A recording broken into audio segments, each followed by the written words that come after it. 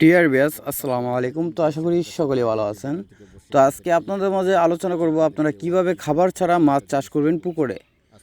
তো সেই বিষয়ে আজকে আপনাদের মাঝে আলোচনা করা হবে। তো আপনারা সম্পূর্ণ ভিডিওটা দেখবেন, ভিডিওটা স্কিপ করবেন না।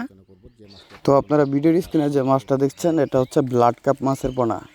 তো আপনারা এই ব্লাড কাপ মাছের পোনা আপনারা পুকুরে চাষ করতে পারবেন একদম খাবার ছাড়া, বাজারে রেডিমেড খাদ্য ছাড়া আপনারা এই মাছ পুকুরে চাষ করতে পারবেন। তো খাদ্য ছাড়া কিভাবে চাষ করবেন জেনে রাখুন।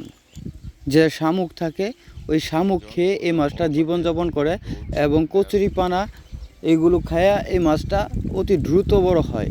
তো যাদের পুকুরে অতিরিক্ত শামুক আছে বা পুকুরে অনেক ধরনের শামুক দেখা যায়, তো এই মাছটা মূলত শামুক এবং কি ঝিনুক খেয়ে এই মাছটা খুব দ্রুত বড় হয়ে থাকে এবং কি আপনারা বাজারে রেডিমেড খাদ্য ছাড়া এই মাছটা চাষ করতে পারবেন।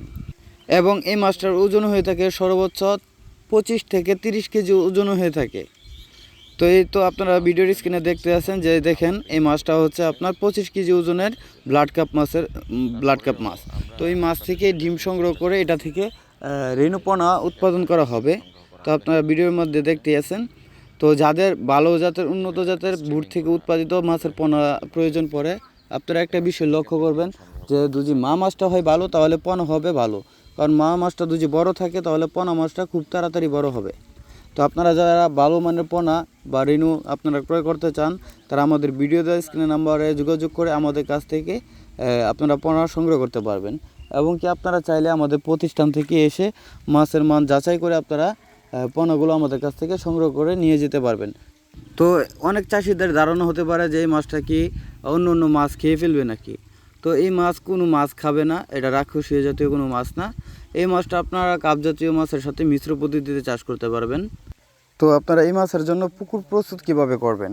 পুকুর প্রস্তুত করতে হলে আপনাদের পুকুরে গভীরতা 5 থেকে 6 ফিট রাখতে হবে এবং পানি প্রবেশ করানোর জন্য ব্যবস্থা রাখতে হবে।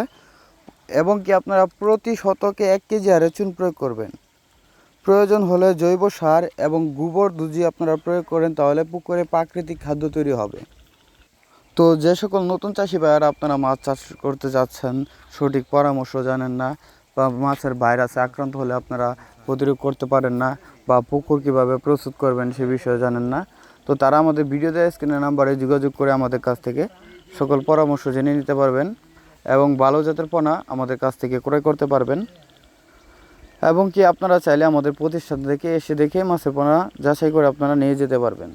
তো আশা করি সবাই ভালো থাকবেন, দেখা হবে নতুন একটা ভিডিওতে। ততক্ষণ সবাই ভালো থাকবেন, আল্লাহ হাফেজ।